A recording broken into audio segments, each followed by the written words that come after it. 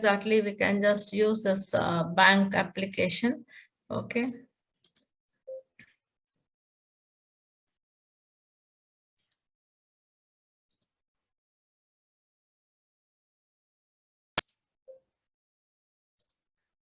Okay, so now we just saw this particular bank application. Now what we are to just specify the validations. So you can just specify the validation for control.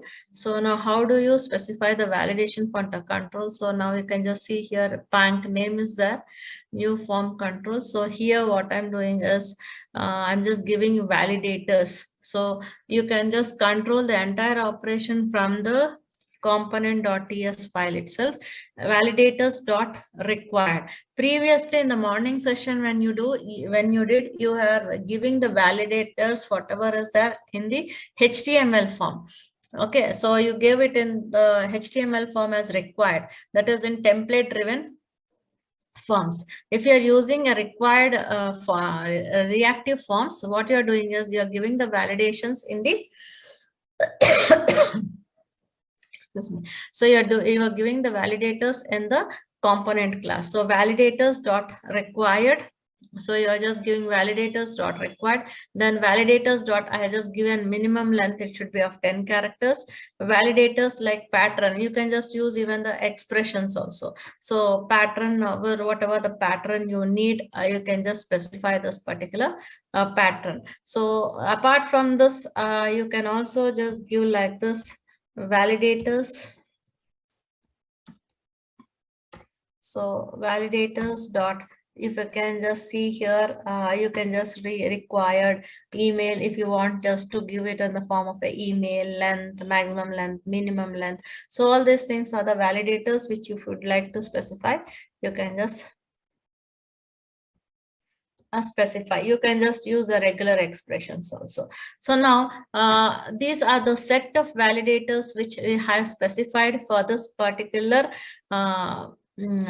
property which is called as a bank name. So similarly you can just specify if you want a particular one for the customer name, and if you want, you just want to specify for account type, and all these things you can just specify in this particular format. So now let us just see that how exactly these validators are working. So now you can just see this particular form. So now I'll just type something here. So you can see that the button was disabled.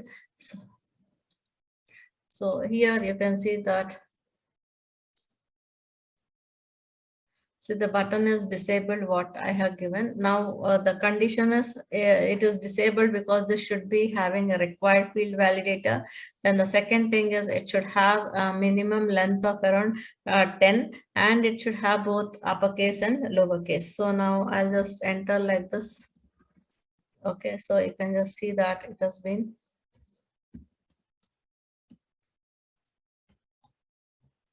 So now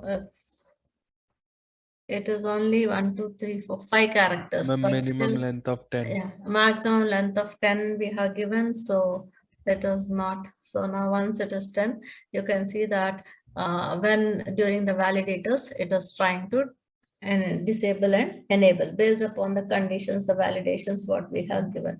So now if I just reduce it, you can see that it has been disabled. So maximum length of around 10 I have given. So if I just give 10 and about 10 characters, you can see that it has been enabled. So like that, you can just give the validators. So minimum length, it should have 10 characters. So the pattern what you are giving, you can just try with the patterns, different patterns, like you by using the regular expression patterns, you can just specify. So this is how you can just give validations in, and you can control the form for in reactive, that is reactive forms.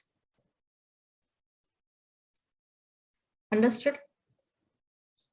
Yes, ma'am. Yes, ma'am. Okay, so now you try to use form group, form controls, then form builder, and then just to give some validations to that particular form.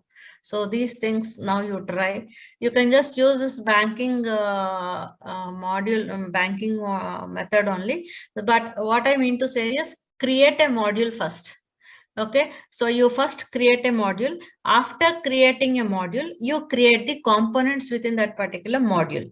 Fine. Then you work on that particular module.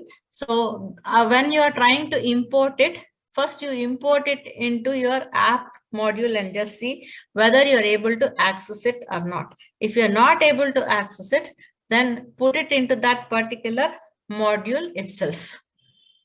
Is it clear? So you will know how exactly it works. For that purpose, I'm just telling you first import it into the app module. Just check whether it is able to access or not. So if it is giving you an error that it is not able to access it, put it into the parent module.